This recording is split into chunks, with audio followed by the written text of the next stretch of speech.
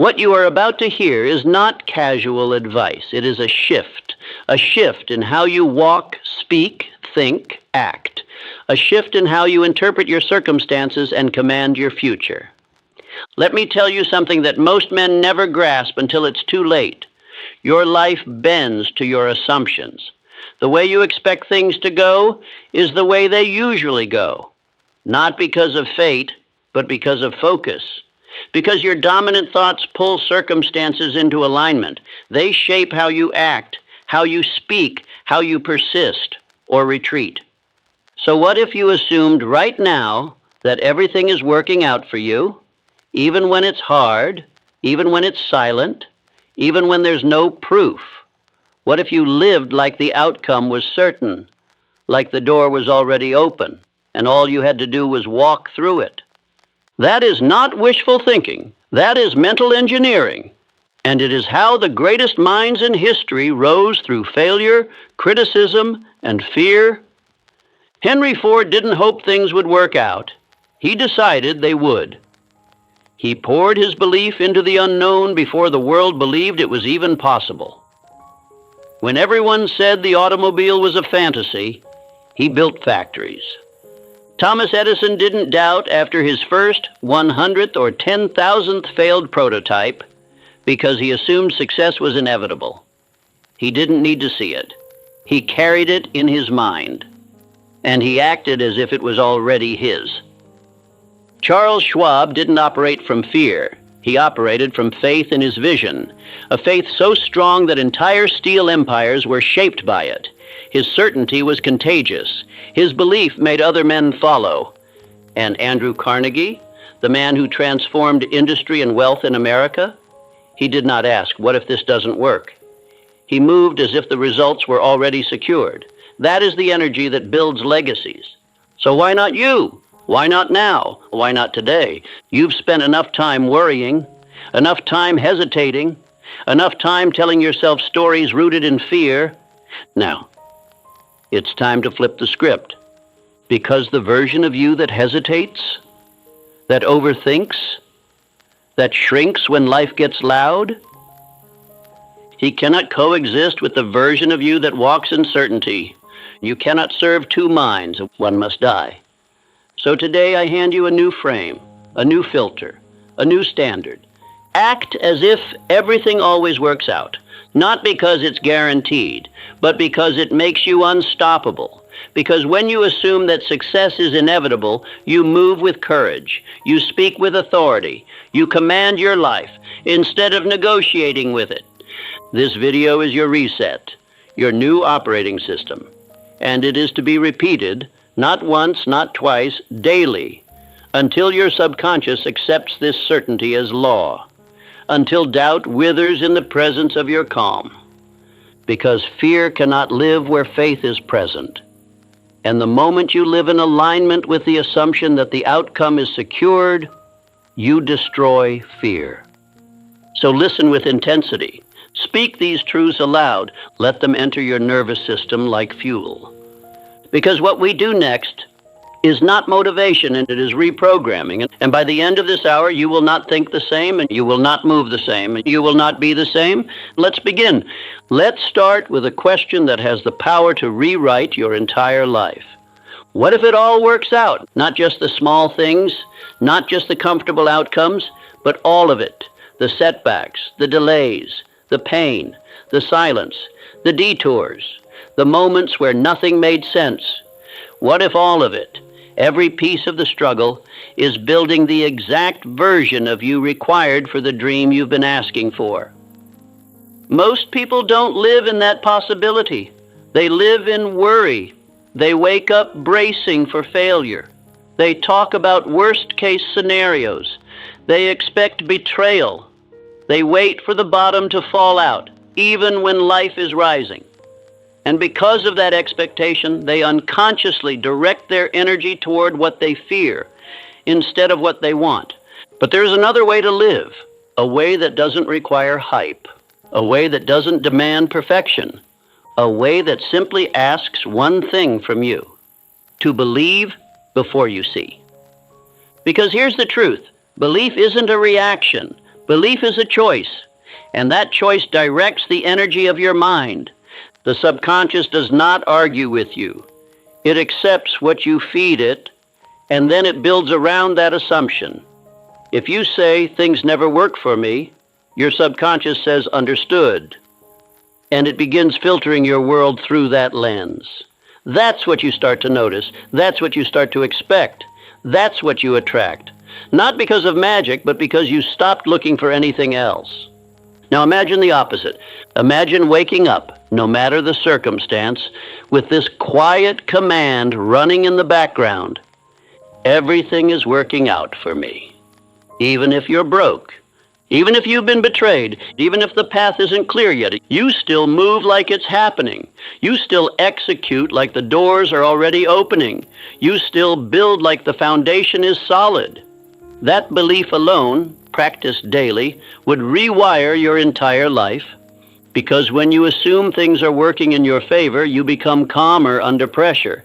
You become more patient in the waiting. You move with power even when the evidence isn't there yet.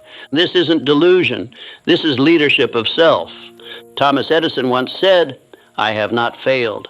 I've just found 10,000 ways that won't work." That's not just perseverance.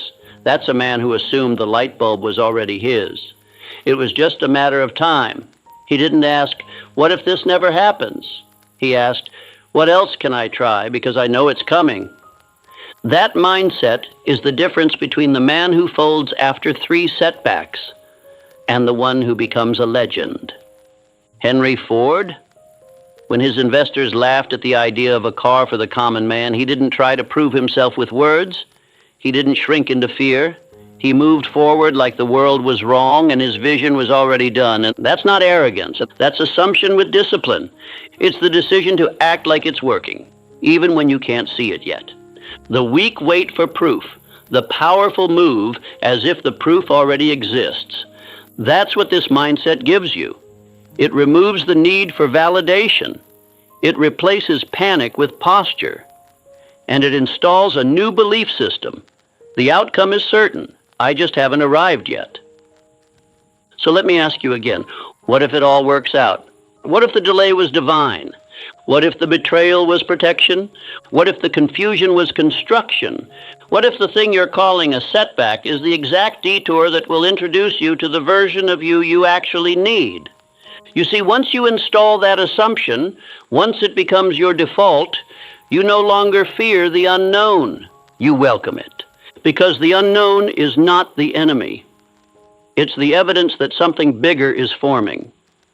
And your only job is to keep moving, to build when it's boring, to lead when no one's clapping, to act like the outcome is locked in, even if the scoreboard says you're losing. Because the scoreboard doesn't measure your spirit. It doesn't track your faith. It doesn't see what's building behind the scenes. Only you know that. Only you know how deep this decision goes. So say it to yourself right now. I live as if everything is working for me. I don't panic, I prepare. I don't beg for signs. I build in silence. And I will not fold because I've already decided the ending. This is not mindset fluff. This is mental warfare. It is the choice to walk through the chaos with order in your mind, because once you decide how this ends, you don't need to flinch at the middle. Act as if everything works out. And soon it will. Because what the mind accepts, the world starts to mirror.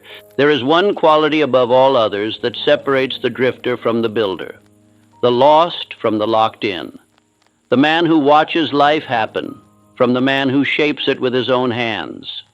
That quality is definiteness of purpose, a clear, unwavering, unshakable aim, a target burned so deeply into the subconscious that it becomes impossible to ignore, even in silence, even in failure, even in doubt. This is not a vague dream, not a list of goals, not a wish list typed into a phone at midnight and forgotten by morning. This is purpose, written with fire, carried with discipline, protected with your life. Because without purpose, your energy scatters. Your hours are stolen by distraction. Your focus is hijacked by the next shiny thing. You chase a dozen paths, and master none. You build halfway and then walk away. You mistake movement for momentum, activity for achievement, noise for direction. But when you become a man with definiteness of purpose, your path narrows, your vision sharpens. You stop waking up wondering what the day will bring and start commanding the day to deliver what you have already decided. That's power. That's the beginning of transformation. Look at every man who changed the course of history, and you will find a purpose behind his steps. Henry Ford didn't aim to be wealthy someday.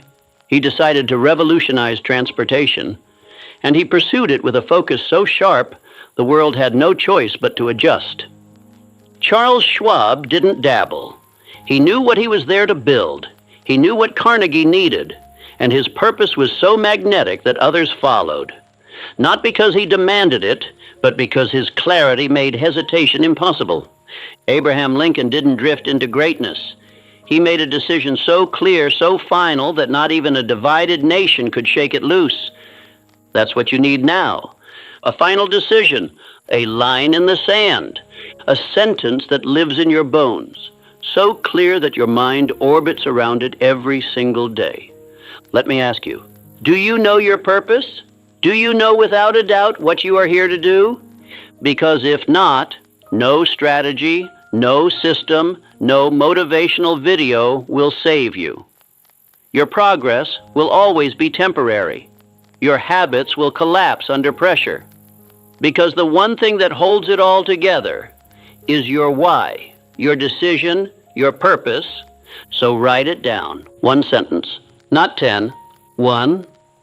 What is it you must build before your time here is done? Who must you become? What must you give? What is the result that your life demands?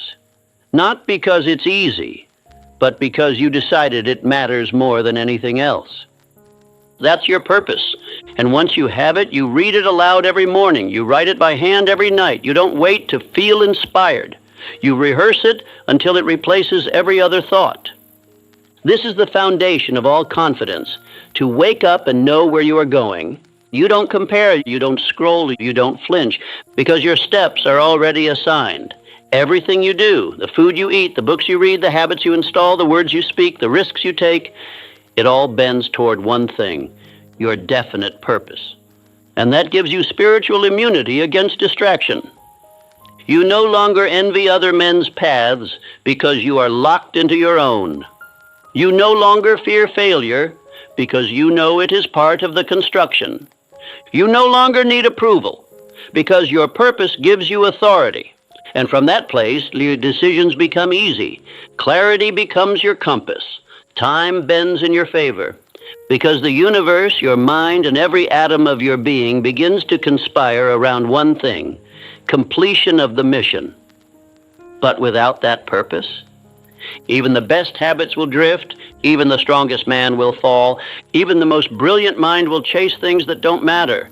So write the sentence, etch it into your soul. And this is not for someday. This is not for when life calms down. This is the day you stop living like a leaf in the wind and start moving like a builder with orders from within. Say it now. I know my purpose, and I follow it without apology. I no longer wait for clarity.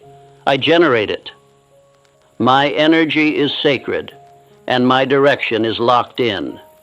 This is how empires begin, not with noise, but with one decision burned so deeply into a man's spirit that even time itself bows in his direction. And if you haven't made that decision yet, make it now, because the clock is still running, but your focus hasn't been. You've got work to do. You've got power to build, and none of it will happen without purpose. Faith is not something you wait for. It is not a gift that descends from the sky. It is not the result of hope or circumstance. Faith is something you build. It is constructed the same way a building is constructed, brick by brick, act by act, thought by thought, until you stand in the middle of something so strong, so stable, that even your doubts must bow before it. Let me tell you a truth most men will never understand. Faith is not emotion. It is repetition. It is the byproduct of consistent, disciplined belief, spoken aloud, written down, acted upon, until your subconscious accepts it as fact. You don't find faith, you forge it, you train it, you rehearse it until it no longer requires evidence, because it becomes the evidence. And here's the key. The mind doesn't believe what is true. It believes what is repeated. That is why so many men believe in failure, because they've rehearsed it. They've spoken doubt daily. They've imagined disaster over and over. They've aligned their actions with fear, and then wondered why faith hasn't arrived. Let me be clear. You cannot rehearse weakness and expect strength to show up. You cannot marinate in hesitation and expect certainty to grow. Faith, like muscle, is earned through resistance. It is built by applying pressure to your comfort, and every time you follow through, especially when it's hard, you earn more of it.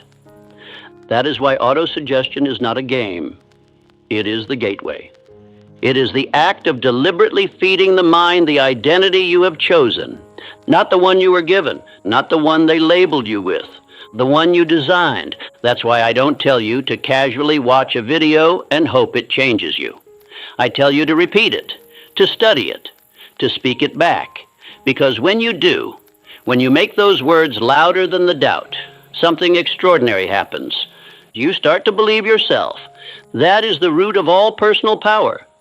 To know that when you speak, your subconscious listens. So you begin each day with command, not confusion.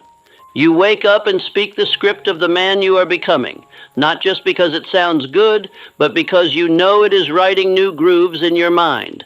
And those grooves will become the path your feet walk.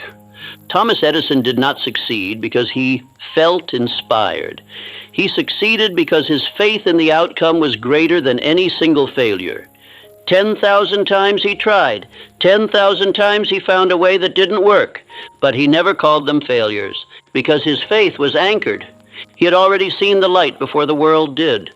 And every act of effort, every moment of fatigue, every time he reset his tools and started again, was another layer of belief. John D. Rockefeller didn't rise by luck. He trained his thinking like a man trains for war. He believed in systems, in structure, in certainty. And that certainty came not from chaos, but from mental rehearsal. He built wealth in his mind before he ever built it in the world. You must do the same, and you must see yourself follow through. You must imagine yourself moving with power. You must speak to yourself like a general giving orders to a loyal army, with calm, with clarity, with conviction. Because your subconscious mind is listening. It is always listening. And every word you whisper, every phrase you repeat is either building faith or breaking it. So let me ask you, are you speaking power or poison? Are you reinforcing courage or conditioning cowardice? Are you using your words to lift yourself or lower yourself? Because what you repeat becomes real. Faith is not loud. It is not flashy. It does not beg for attention. Faith is silent, grounded, steady. It is built in the dark. It is built when you show up despite your feelings. It is built when you say, I will, and follow through without applause. It is built when no one is looking, and you move anyway. That's how Abraham Lincoln led a nation through fire. He wasn't the most popular. He wasn't the loudest. But he believed in the vision so deeply, so completely, that no critic could shake it loose. And when faith becomes unshakable, action becomes automatic. You no longer try to rise, you do. You no longer wonder if you're ready, you move. And your results begin to multiply, not by chance, but by design. So here's your instruction. Write your chief aim. Read it aloud every morning and every night, and with emotion, with certainty, with fire.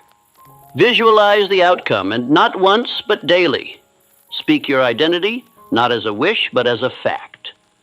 I am focused. I am disciplined. I act with purpose. I do not flinch. This is not theory. This is practice.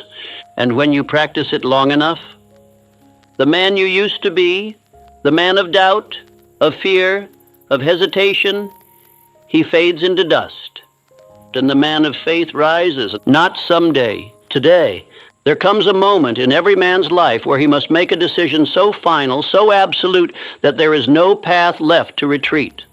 That moment is not about emotion. It's not about confidence. It's about commitment. Burning the bridge means this: you remove all exits, all fallback plans, all quiet excuses that whisper, if this doesn't work, I can always go back. No, you can't. Not anymore, because that man is gone. Let me tell you something that every titan of history has known. You do not truly transform until you remove the option of staying the same. You cannot build a new life while clinging to your old one. You cannot become someone new and still hold space for the person you used to be. You cannot win with your eyes halfway on the rearview mirror. Charles M. Schwab didn't become the president of Carnegie Steel by playing it safe. He wasn't the smartest man in the room. He was the most decided. He carried himself like a leader before the world saw it. He aligned his speech, his tone, his energy with his desired position. And in doing so, he closed the door to mediocrity. When he walked into the room felt it. You want that kind of presence? You must decide so fully, so violently that your past self is stunned into silence. This is what it means to burn the bridge. It's not symbolic. It's strategic. When you remove the option to quit, when you make it so there is no going back, you activate a part of your mind that most men never touch. It's the part that must win, because it has no choice. Andrew Carnegie demanded this from his men. He didn't want those who were interested in success. He wanted men with one obsession, men who burned the bridge to every other pursuit. He understood this truth. A divided mind is a defeated mind, and so must you. You cannot serve two identities, the man you've been and the man you are becoming. One of them has to die. That means you must remove everything that gives the old you oxygen, every distraction, every excuse, every person who keeps you small. You say you want to rise? Good. Then it's time to remove the staircase back down. You say you want to become unrecognizable? Then stop keeping souvenirs from your past self. That means you delete the contacts that drain your focus. You clear your space of things that reinforce the old habits. You stop visiting the mental corners where doubt still lives. You destroy the comfort you used to retreat to, because comfort is a liar. It says, you're fine where you are, but greatness never lives there. Greatness begins the moment you close the back door and walk forward with fire. That's what Henry Ford did when he bet everything on the assembly line. He didn't ask for permission.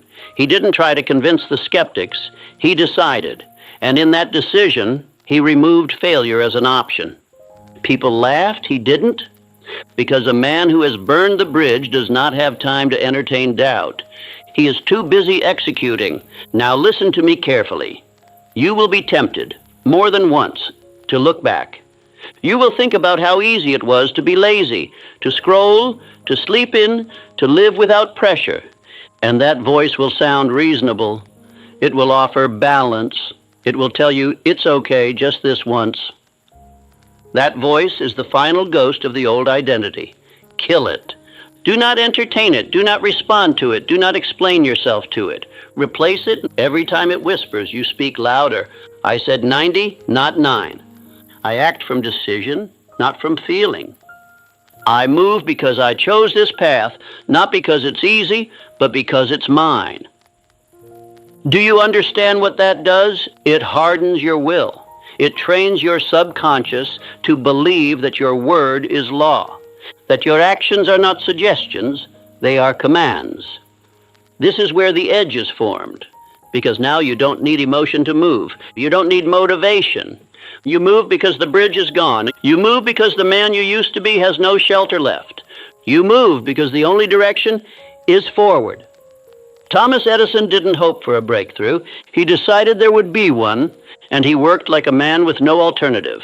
10,000 failures, and not once did he consider going back. Why? Because he had no bridge to return to.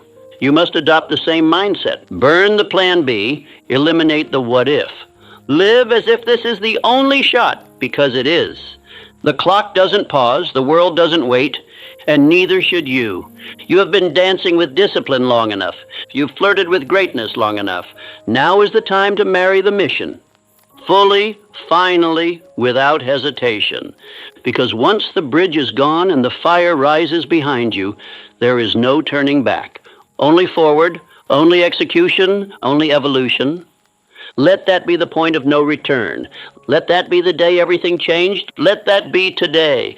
No man rises alone. No man becomes powerful by staying in isolation.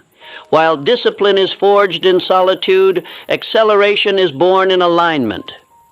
There is a force more powerful than willpower, more potent than skill or ambition. It is the power of the mastermind, and it begins with this truth.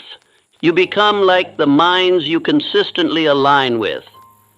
Your thoughts are shaped by your circle. Your energy is influenced by your environment. Your identity is forged in the company you keep.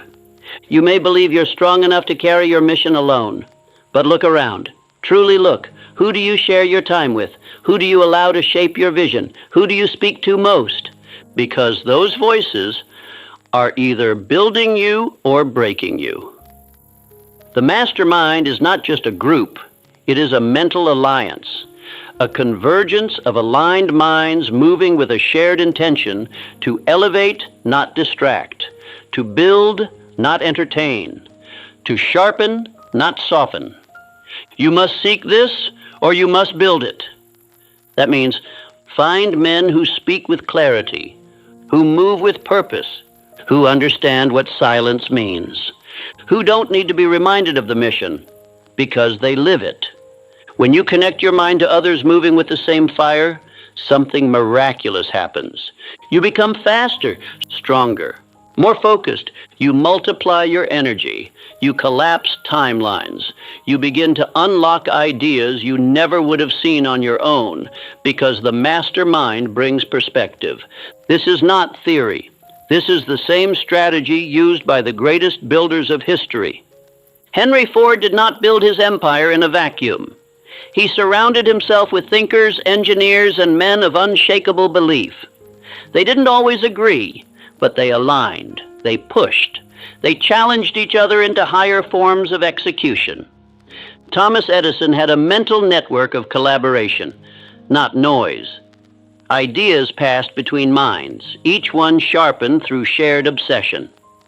Andrew Carnegie, one of the wealthiest minds ever to live, attributed his fortune not to luck, not to capital, but to the power of the mastermind, to having one goal reinforced by many minds united in purpose.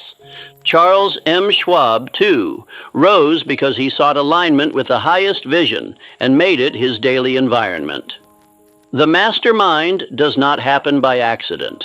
It is created, carefully, deliberately. But let's be clear, not everyone around you qualifies. A mastermind does not include people who speak with doubt, people who gossip, people who chase comfort, people who mock discipline, people who wait for permission to move. You must remove them from your mental atmosphere immediately, because a single weak mind in your circle can dilute the fire you're building. Protecting your energy is not arrogance, it is strategy. If a man does not feed your vision, he bleeds it. If he does not mirror your commitment, he distracts you from it. If he cannot see the future you are building, he has no place in its foundation. Let me give you a rule. If you wouldn't trade places with their life, don't take advice from their voice.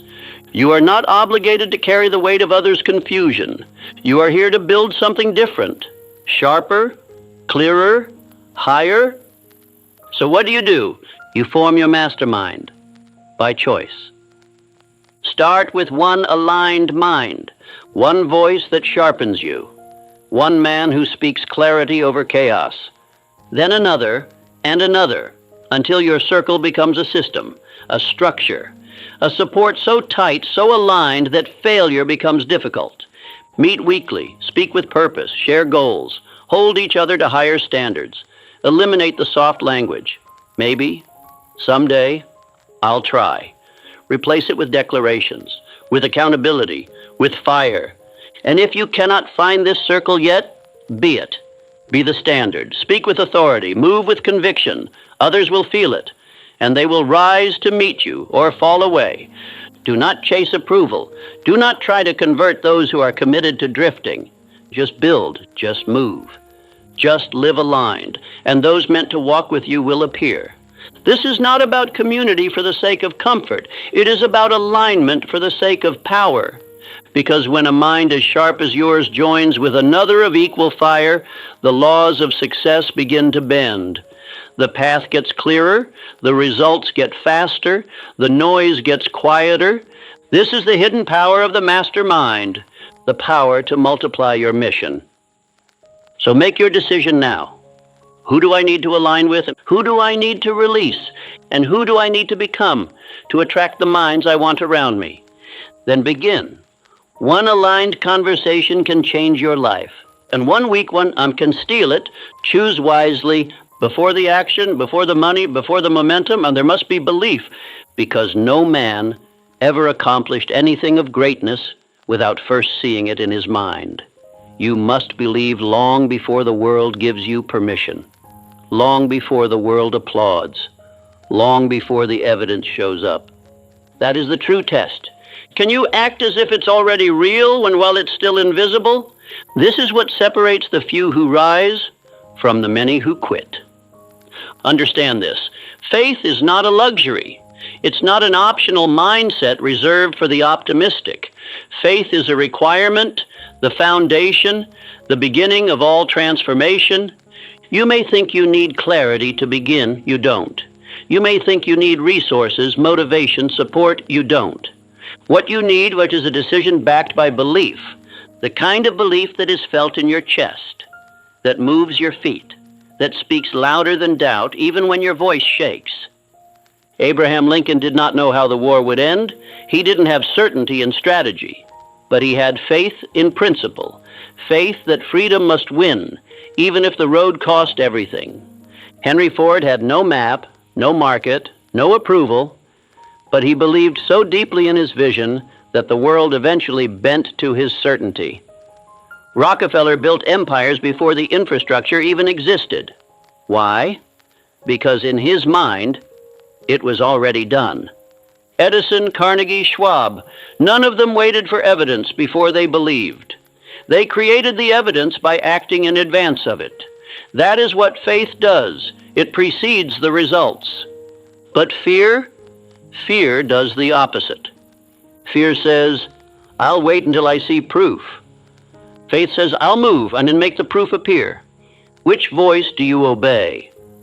Fear waits. Fear scrolls. Fear calculates every risk and forgets every reward. Faith builds. Faith acts. Faith believes and moves anyway. And if you think this is just positive thinking, you misunderstand the laws that govern your mind. Your subconscious does not respond to what is true. It responds to what is repeated, what is felt, what is believed.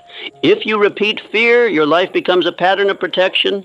If you repeat belief, your life becomes a pattern of creation. That is why autosuggestion is so vital. Why you don't just hear the words, you speak them, you feel them, you emotionalize them into your subconscious until they become your identity.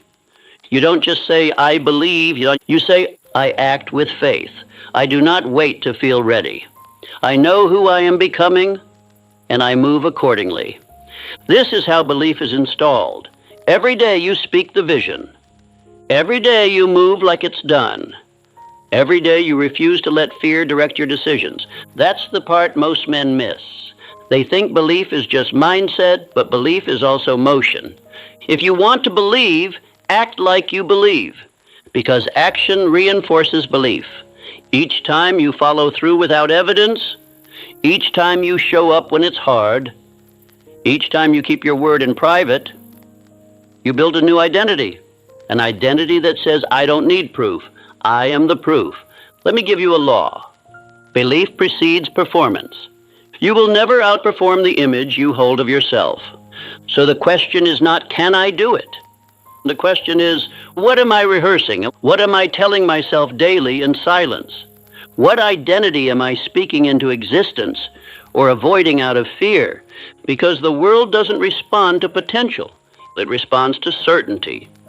Certainty in your voice, certainty in your movement, certainty in your presence. You cannot fake that. It must be forged, and you forge it through daily rehearsal, through repetition of belief in the absence of proof. Every morning, speak your vision.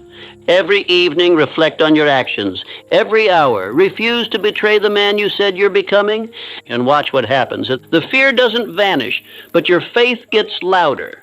The doubt doesn't disappear, but your decisions override it, until eventually your belief becomes undeniable. And so do you. This is not mysticism. This is not fantasy. This is the reality of how every empire begins, with an invisible vision, believed in so deeply, repeated so often, acted on so boldly, that the world has no choice but to see it too.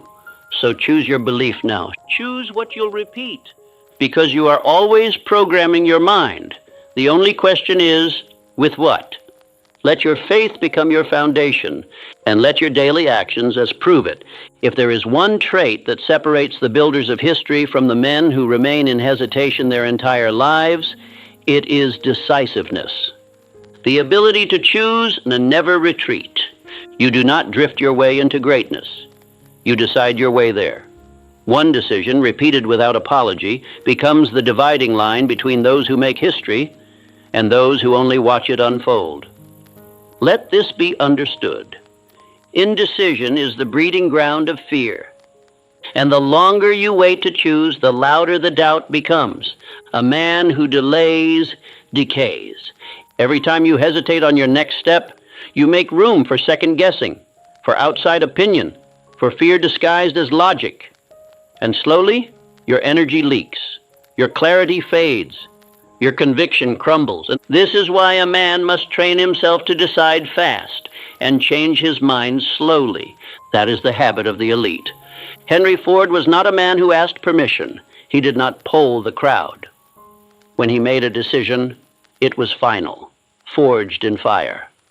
Even when his own engineers told him that an 8-cylinder engine in one block was impossible, he told them, build it anyway. And they did, because his decision was stronger than their doubt.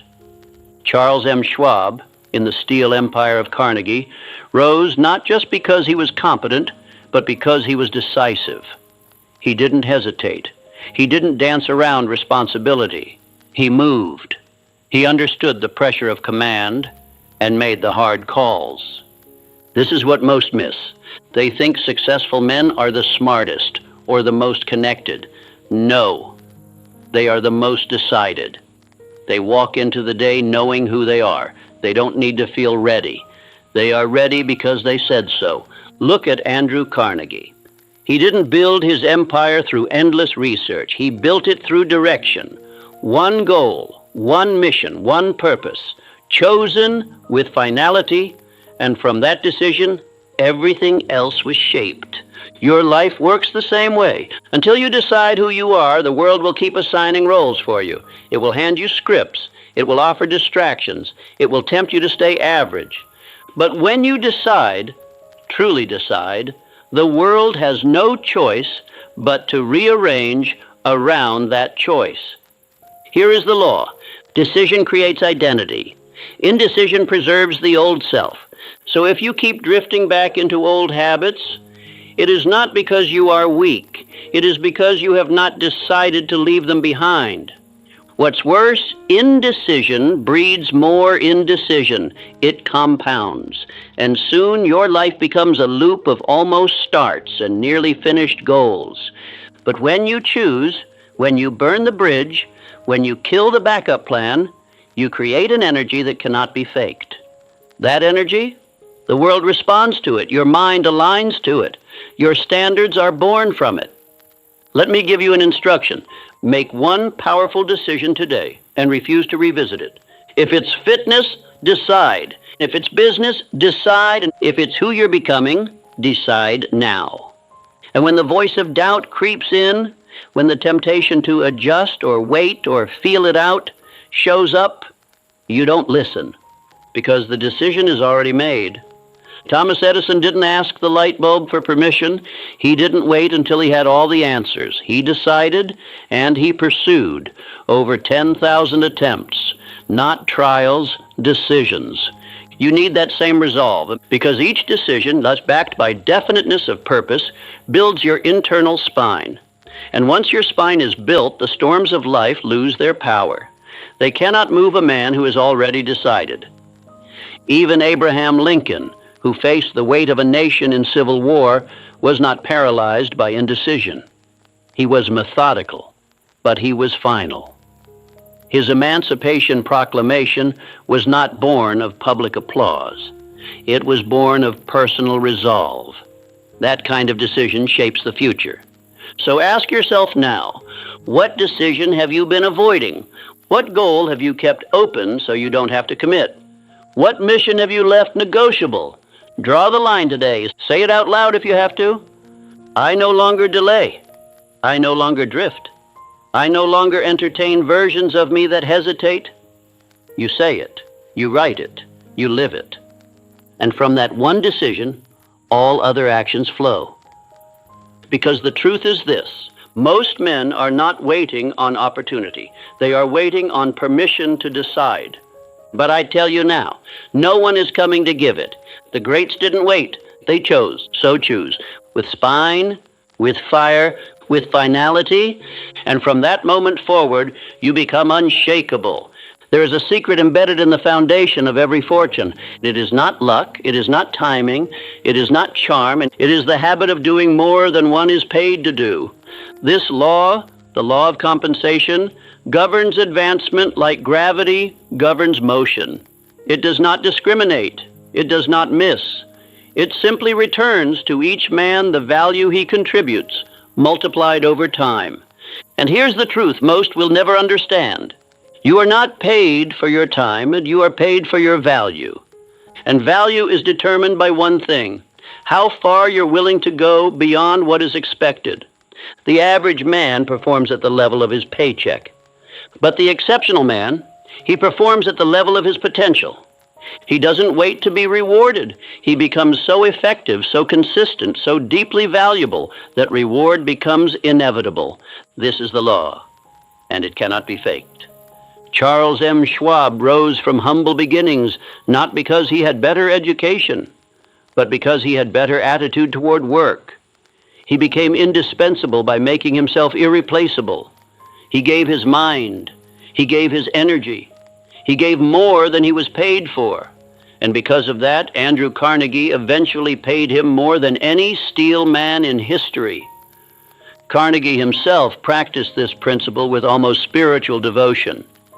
When he built his early career, he worked longer hours, took on greater challenges, volunteered for responsibilities outside his title, not for recognition, but for growth. And that growth, it positioned him for opportunity. This is how the climb begins. You don't get promoted by asking. You get promoted by becoming too valuable to ignore. Understand this: the marketplace pays for impact, not intention. It doesn't matter how long you meant to. It doesn't care how busy you were. It only measures results. And those results are multiplied for the man who consistently goes above and beyond. That's where you must live, and in the extra mile, the unpaid hour, the unseen effort, the quiet improvement. Because here's the secret no one talks about. The extra mile is the emptiest one. And that's why it's where all the power lives. Everyone wants to get ahead, but few are willing to give more than they're asked. Few wake up early without being told. Few deliver excellence when average is accepted. Few take ownership of mistakes that weren't even theirs. But the few who do, they rise. Thomas Edison did not stop when the world said, enough. He worked relentlessly, not to clock hours, but to produce value. Over 1,000 patents, invention after invention. Why? Because he focused not on reward, but on output, and reward followed. And this is why you must detach from immediate return. If you only act when rewarded, you will forever be enslaved by permission. But if you act from principle, from the law itself, you become independent of circumstances. You act not for applause, but because you are the kind of man who does more than what is required. And over time, the world catches up. Henry Ford didn't invent the car.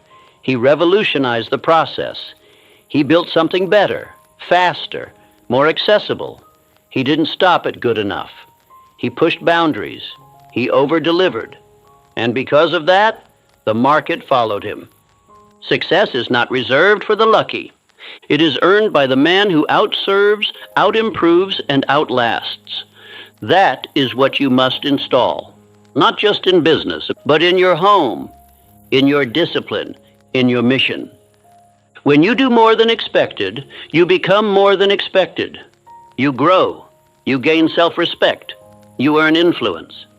And most importantly, you rise above the competition without needing to destroy anyone else. So here's your challenge. Where can you over-deliver today? What extra detail can you improve? What skill can you sharpen without being asked? What task can you complete better than expected? And once you answer, you do it, not once, but daily, until excellence becomes your habit and your name becomes associated with certainty.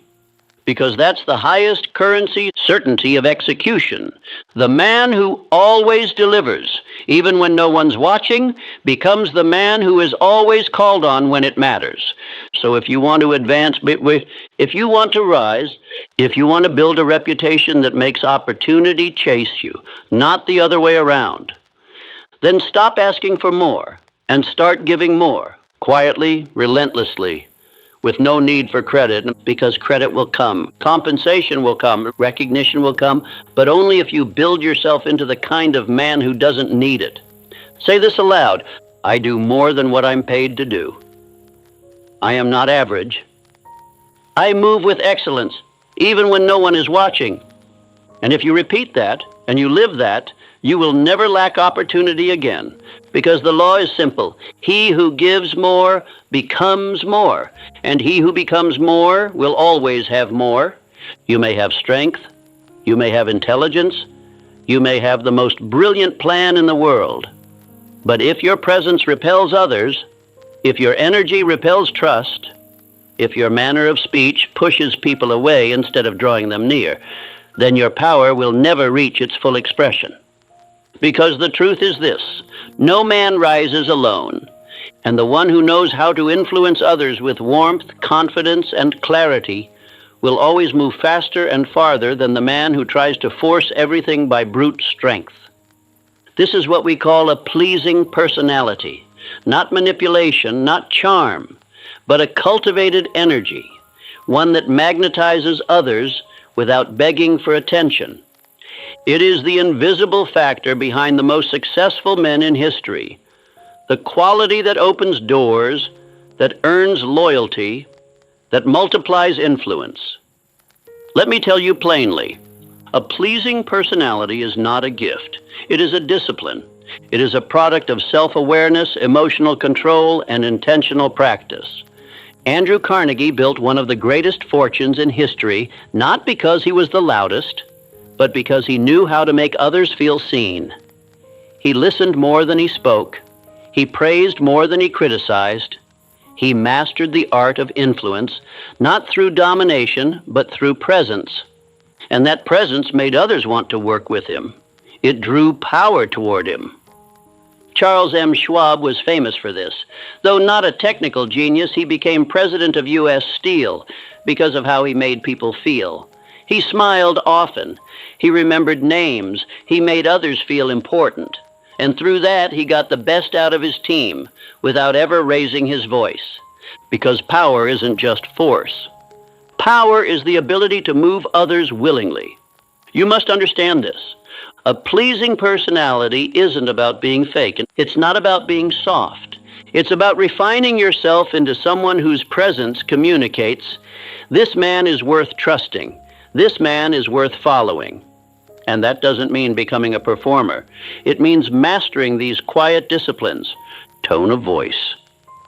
Speak with conviction, not hesitation. Facial expression. A calm, confident presence speaks before you say a word. Genuine interest. People remember how you made them feel. Ask real questions. Listen deeply. Optimism. A pleasing personality does not dwell in negativity. It uplifts. It radiates certainty. The world is full of loud, bitter, argumentative men trying to prove themselves. But the man with a pleasing personality, he doesn't argue, he doesn't shout, he doesn't over-explain. He influences, he persuades. He builds bridges where others burn them. Thomas Edison worked with teams of brilliant minds.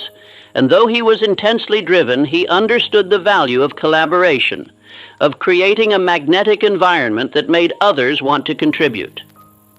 His laboratories weren't just centers of invention, they were environments charged with positive expectancy. That's what a pleasing personality creates.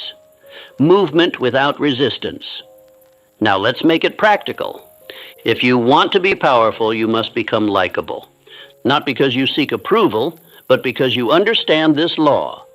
People move faster for men they admire. When you speak with respect, others give you respect.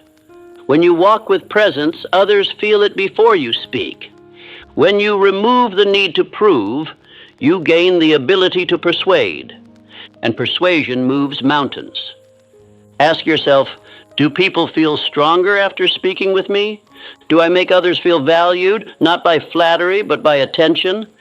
Do I carry myself with calm authority or chaotic energy? Because here's the bottom line. The most powerful man in the room is not the one who talks the most, but the one others listen to when he finally speaks. Abraham Lincoln is remembered as one of the greatest presidents, not because he dominated others, but because he combined firmness with humility. He communicated with simplicity, with clarity, with presence. Even in the darkest times, he radiated a pleasing personality that gave the people confidence. Henry Ford, for all his brilliance, knew the importance of harmony. He didn't surround himself with yes men, but he valued those who could communicate ideas with calm, strength, and direction. He was not polished in speech, but he was consistent in presence, and consistency creates trust. That's the essence of a pleasing personality. You don't chase attention, you command it through character. So here's your challenge. Speak less, and when you do, speak with intention. Smile more, not as a mask, but as a message. I am in command of my energy. Move slowly, speak clearly, make others feel seen, and most of all, live your life in such a way that your presence makes others want to be better. Because that's the highest form of influence, the man who uplifts everyone around him without effort, simply by being who he is. Repeat this daily. My presence is calm, powerful, and persuasive. I make others feel seen, heard, and understood. I do not argue, I influence. And over time, that energy becomes magnetic. The world starts leaning toward you, not because you shouted, but because you built yourself into a man worth following. There is a law, one so powerful, so consistent, that those who live by it are destined to rise, and those who violate it are sentenced to mediocrity. It is not written in stone. It is not taught in schools. It is rarely mentioned in conversations about success. And yet, every successful man I've ever known obeyed this law like it was scripture. It is the law of increasing returns. The man who does more than he is paid for will soon be paid for more than he does. Let that echo. Because it is not a motivational phrase, but it is an economic truth, a spiritual truth, a universal truth. The average man says, I'll give more when I get more. But the builder, the man who commands his life, says, I'll give more now, and let the rewards find me later. And they always do. Look at Andrew Carnegie. He began as a poor boy in a telegraph office. He wasn't asked to learn how to read and write Morse code fluently. He wasn't required to memorize rail routes, but he did. He went beyond the role, beyond the instruction, beyond the bare minimum, and what happened? The people in power noticed, not instantly, but inevitably. And from that small post, he rose to become one of the richest men in the world. How? He gave value first, without asking, without keeping score, without demand. The man who goes the extra mile makes himself irreplaceable, because while others perform the duty, he delivers the result. While others ask, "What am I owed?" he asks, "What else can I give?" You must understand, life does not pay you based on the clock. It pays you based on value. Your time means nothing if it produces little. But your effort, your initiative, your refusal to cut corners or wait for reward, that makes you unstoppable. Thomas Edison knew this well. His work ethic was legendary. Thousands of failed experiments, sleepless nights, years of obsessive experimentation. He didn't demand guarantees. He gave everything. First, and only after results were produced, the world handed him its rewards. Now let me ask you, are you doing the minimum? Are you only rising when someone's watching? Are you only moving when it's convenient? Because the universe keeps score, not of your hours, but of your initiative. The world might not reward you immediately, but it will eventually, and far beyond what you expect, if you make this a habit. Start where you are. If you work a job, stop asking what your role is. Start asking what your standard is. If you're building a business, stop asking what clients will pay for. Start asking what would blow them away. If you're building a skill, don't just check the box. Stay longer, push deeper, stretch further.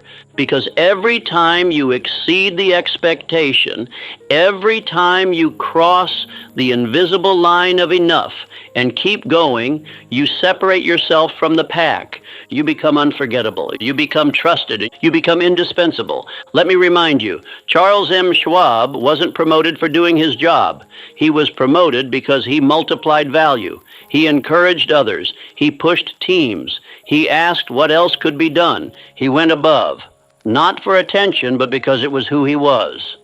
That's what you must become. The man who gives more than is asked, more than is expected, more than is required. And the key? Do it when no one sees it. Do it when no one claps. Do it until it's your identity, because that identity becomes a magnet for opportunity. Henry Ford built an empire not just because of what he knew, but because he demanded more from himself and from others. Faster production, smarter engineering, better value for the customer. He always asked, "How can we give more?" And as a result, he received more than any man in his field. But remember, it started small. Every great leap begins with invisible effort, so begin today. Ask yourself, where am I meeting the minimum? Where can I exceed the standard? Where can I act not like an employee, not like a worker, but like an owner? And once you find that answer, live it. You'll feel resistance. Others will mock you. They'll say you're working too hard, caring too much, doing too much for nothing. But the rewards of going the extra mile are never immediate. They are delayed, but multiplied.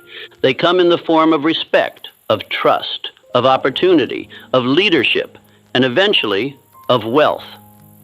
Say this daily: I do not ask what I'm owed, I ask what I can give. I exceed expectations as a way of life. I am the man who goes the extra mile, because that's where greatness begins. And let those words take root, because the man who lives by them, he never stays at the bottom for long. Let me tell you something you already know, but may not have accepted. Watching this once is not enough. You cannot rewire your entire system in a single sitting. You cannot kill a decade of fear with one round of motivation. You cannot erase the old programming with inspiration alone, because your subconscious mind does not respond to one-time information. It responds to repetition. To imprint a new belief, you must burn it in again and again until it becomes more familiar than your doubts. So let this truth echo through your mind. Repetition is the language of the subconscious, and the strongest loop always wins. If your old loop is "I'm not good enough," it will dominate until a stronger one replaces it. If the dominant signal in your life is hesitation, that will become your identity. But if you feed your mind day after day with power, with certainty, with a voice that reminds you of who you really are, Then the old voice loses volume, not by force, but by frequency.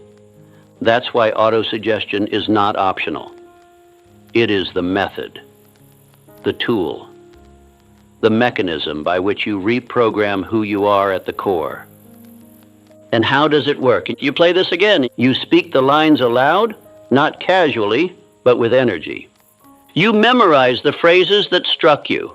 You repeat them in your mind when resistance rises. You let this message become your mental software. You don't listen for entertainment. You listen for identity installation. Because you are not just here to feel better, you are here to become unrecognizable. Let me show you something. Close your eyes and say this to yourself. I am not afraid. I act without hesitation. I am focused. I am certain. I am becoming who I was meant to be. Feel what happens in your body when you say those words.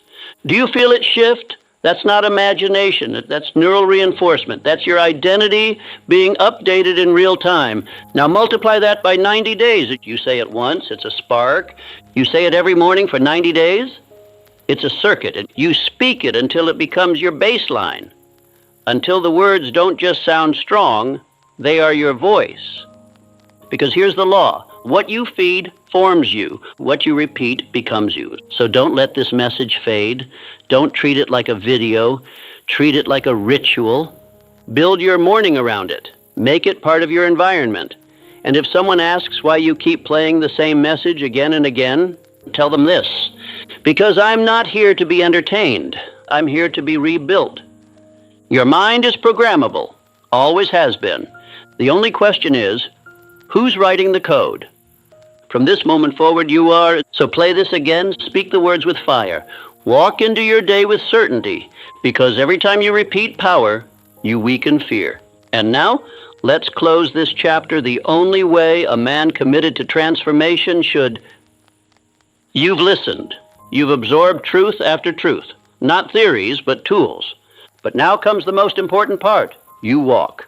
Not as the man who started this video, but as the man who has already become what he used to chase. You don't move like you're trying. You don't speak like you're hoping. You walk like it's done. That's the posture of a man with power. Not because he knows everything, but because he knows himself.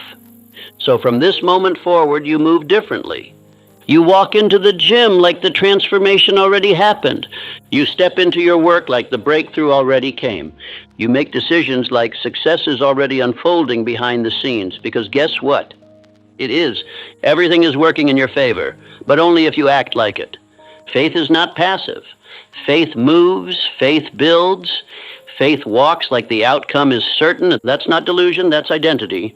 That's alignment. So before this video ends, before you step back into the world, I want you to say this with power. Out loud, spine tall, chest forward.